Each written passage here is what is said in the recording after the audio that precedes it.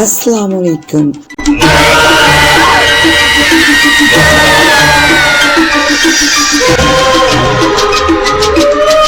आज की कहानी का आगाज करने से पहले जरा सियाहट चैनल को सब्सक्राइब करते हुए साथ बेल आइकन को प्रेस कर दें ताकि हमारी हर आने वाली वीडियो बर वक्त आप तक पहुंच सके। तो आइए कहानी का आगाज करते हैं।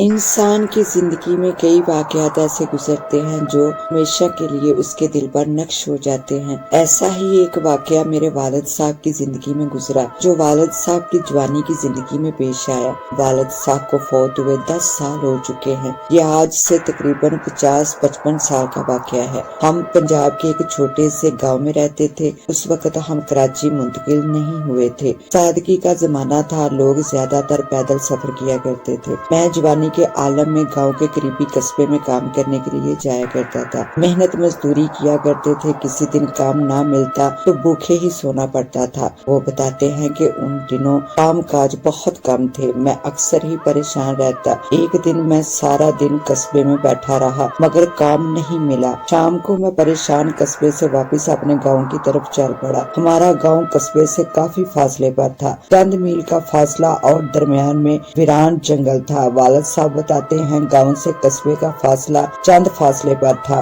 सरे शाम ही मैं गांव की तरफ रवाना हो जाया करता था। कोई खतरे वाली बात नहीं थी क्योंकि रोज का आना जाना था। वालिद साहब कहते हैं कि उस रात मैं बहुत परेशान था क्योंकि काम बिल्कुल नहीं मिला था। जेब में फूटी कौड़ी नहीं थी। जंगल के ऐन बीचों बीच आज मैं वापसी के लिए गामजन था। खुद को अपनी बदकिस्मती पर लान तान करते हुए अपने ही ख्यालों में मगन चला जा रहा था। रास्ता काफी वीरान और अंधेरी रात थी। हर तरफ सन्नाटे और खामोशी का राज था। मैं जंगल में अकेला चला जा रहा था। कुछ फासला तय करने के बाद जब मैं जंगल की तरफ एक वस्त में पहुंचा तो अचानक मुझे झाड़ियों में से आहट की आवाज आई। मैंने दाएं बाएं की तरफ देखा। जब गौर किया तो आवाज झाड़ियों में से आ रही थी। मैं एकदम एक करीबी दरख्त पर चढ़ गया। मैंने सोचा ऐसा ना हो कि कोई जंगली जानवर हो और मुझ पर हमला कर दे क्योंकि जंगलों में काफी इस तरह के जानवर भेड़िए, शेर, चीते वगैरह होते हैं। मैं अपने बचाव के लिए फौरी करीबी दरख्त पर चढ़ गया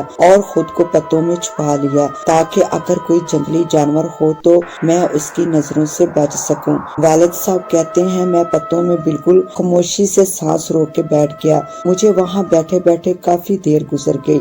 अचानक फिर सरसराहट की आवाज आई। मैंने पत्तों की ओर से चांद की चांदनी में देखा कोई चीज निकलकर उसकी तरफ बढ़ रही थी। मैं जिस तरफ में बैठा हुआ था मैं उम्मीद कर रहा था कि वो कोई गीदड़, भेड़िया या फिर कोई और जानवर होगा मगर ये देखकर मेरे रोंगटे खड़े हो गए कि वो एक भयानक शक्ल वाली खौफनाक औरत थी जो आहिस्ता आहिस्ता कदमों से उसी तरफ बढ़ रही थी जिस दरख्त के ऊपर मैं मौजूद था।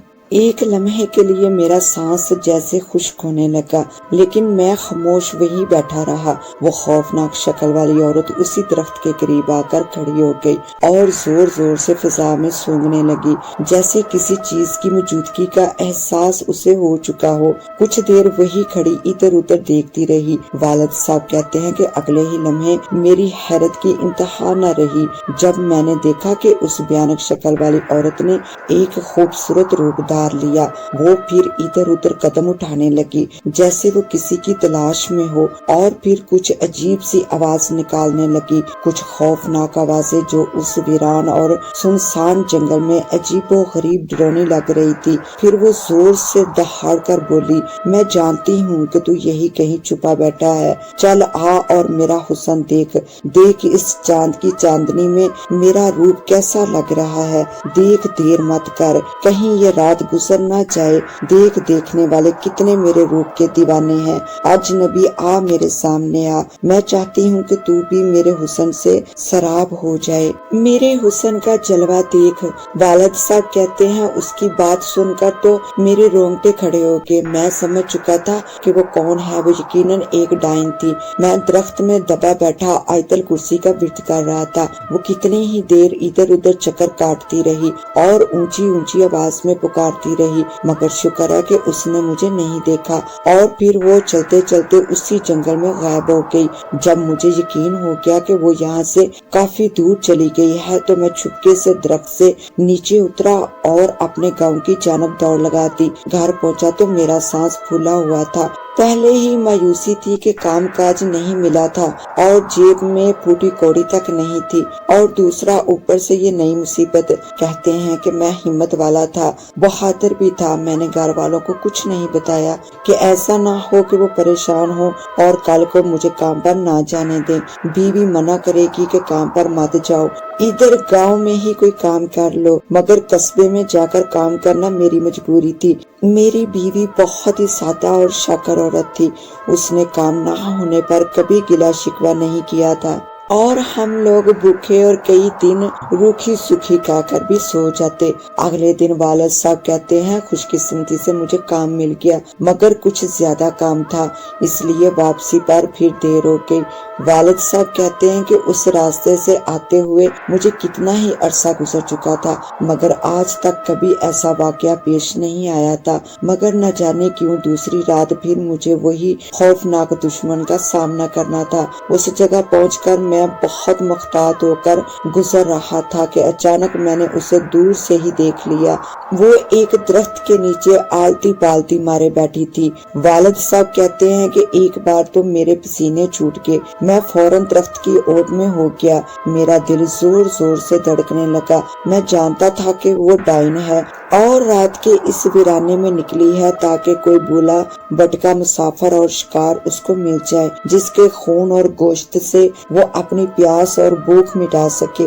मैं दरख्त की ओट में तो हो गया, मगर ये मेरे लिए इतनी महफूज जगह नहीं थी, क्योंकि अभी सारी रात बाकी थी और जंगल में इतना सन्नाटा था कि मेरे जरा सी हरकत से पत्तों की सरसराहट उसे पता लग सकता था।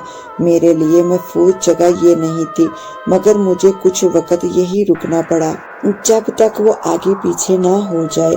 ना जाने वो डाइन कितनी देर तक वही बैठी रहती। वालिद साहब कहते हैं मैं किसी वक्त भी उसकी नजर में आ सकता था। मैं बड़ी देर तक वहाँ खामोश खड़ा रहा। खौफ से मेरा बुरा हाल था। अगर खुदा ना खास्ता उसके हथे चढ़ गया तो वो एक ही लम्हे में मेरा खून पी जाएगी। कहते हैं मैं कितनी ही देर वहाँ खड़ा रहा और फिर वो उठी और जंगल में गुम हो गई। मैं दरख्त की ओर से निकला और अपने गांव की तरफ भाग खड़ा हुआ। घर पहुंचा तो मैं बहुत ही परेशान था। रोजी रोटी का मसला था, इसलिए काम के लिए रोज जाना पड़ता था। अब तो काम भी मिलना शुरू हो गया था, मगर छुट्टी उस वक्त होती जिस वक्त शाम के साए फैलने लगते। आते आते बहुत देर हो जाती। मैं इस सूरत हाल से बहुत परेशान था। तीसरी रात मैं उसी जगह पहुंचा तो मुझे कुछ नजर न आया। मैं डरते डरते वहाँ से निकल पड़ा। सारे रास्ते आयतल कुर्सी और कुरान पाक की आयत पढ़ता रहा। मैंने तावीज की शक्ल में भी कुरानी आयत गले में बांध रखी थी। तीसरी रात वो मुझे नजर नहीं आई, ना ही चौथी रात। फिर इस तरह कुछ और रोज गुजर के मुझे हौसला हुआ कि शायद उस डाइन ने अपना ठिकाना बदल लिया है। फिर एक रात मैं अपने गांव की तरफ जा रहा था कि रास्ते में मुझे एक औरत मिली। अभी जंगल शुरू नहीं हुआ था। औरत एक जगह बैठी हुई थी। मुझे देखकर बोली, भाई मैं बहुत मजबूर और बेसहारा औरत हूँ। मुझे मेरे ससुराल वालों ने लड़ झगड़ कर धक्के देकर घर से निकाल दिया है। मैं अपने मैके जाना चाहती हूँ, मगर रात के वक्त इस जंगल से गुजरते हुए डरती हूँ। सुना है इस जंगल में बड़ी अजीब सी चीजें हैं। अगर तुम इसी रास्ते से जा रहे हो तो क्या तुम मुझे अपने साथ ले जाओगे? वालिद साहब कहते हैं उसने जिस गांव का नाम बताया था वो हमारे गांव के करीब ही एक गांव था जो जंगल के खत्म होने से पहले आता था। वो कहने लगी, मेरे भाई अगर तुम मुझे अपने साथ ले चलो तो मैं तुम्हारी शुक्रगुजार होंगी। इस वक्त अकेले जंगल में जाने से मैं घबराती हूँ। मैं कहने लगा कि ठीक है, आप चलिए मेरे साथ। मुझे कुछ अजीब सा महसूस हुआ। अकेली औरत को देखकर दिल में नेकी का ख्याल आया कि ये मजबूर औरत है, इसकी मदद करनी चाहिए। और वैसे भी वो मुझे एक कस्बे के करीब मिली थी। जब मैं उसे लेकर जंगल की तरफ चल पड़ा तो वो खामोशी से मेरे पीछे पीछे चलने लगी। औरत अपनी कहानी सुनाते रो पड़ी थी। उसकी आवाज में सिसकियां शामिल थी। मेरे पीछे چلتے چلتے وہ ہلکی آواز میں رونے لگی تھی، مگر جو جنگل قریب آ رہا تھا اس کی سسکیاں عجیب سی آواز میں بدلنے لگی۔ اس کی آواز میں درد بڑھتا جا رہا تھا اور وہ روتی جا رہی تھی۔ میں اسے مڑ کر بار بار کہتا، بہن رو مت، اللہ تعالیٰ تمہاری مدد کرے گا، اللہ تعالیٰ ہر ایک کا رازق ہے، ہر ایک کا سبب پیدا کرنے والا ہے۔ تمہارا شوہر بہت بے وقوف اور بد نصیب انسان ہے جس نے تم جیسی اچھی عورت کو گھر سے نکال دیا۔ عورت پر ظلم کرتے ہوئے اس کو شرم آنی چاہیے۔ اور وہ بھی رات کے اس وقت وہ کہنے لگی، بھائی کیا بتاؤں، میرے تو نصیب ہی پھوٹ گئے۔ اور پھر وہ عجیب سی آواز میں رونے لگی۔